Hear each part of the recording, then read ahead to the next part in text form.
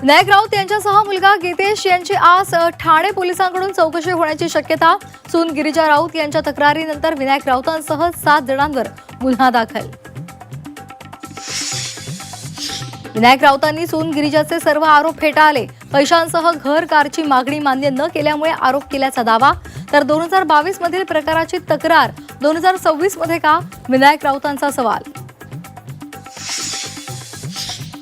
मुंबईच्या पायधुरीमध्ये सुरक्षा रक्षकाकडून 7 वर्षीय मुलीवर अत्याचार, नराधमाला अटक। संतापलेल्या जमावाचा पोलीस ठाण्याला घेराव, आरोपीला फाशीची शिक्षा देण्याची मागणी।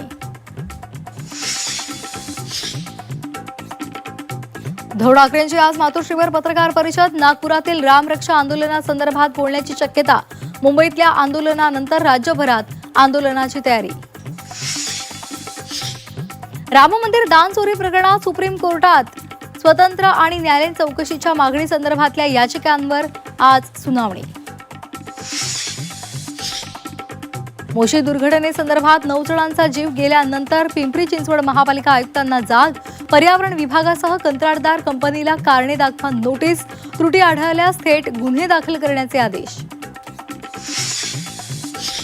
धाराशिवच्या कळंबमध्ये शीतपेयातून 2 नर्सेसला विषबाधा, एकीची प्रकृती गंभीर, रुग्णालयात उपचार सुरू। वारीत वाटपासाठी आणलेल्या शीतपेयातून विषबाधा। नंतर ज्ञानेश्वर माऊलींच्या पालखीचं आज सासवडहून जेजुरीकडे प्रस्थान, तर तुकोबारायांची वरवंड मुक्कामी।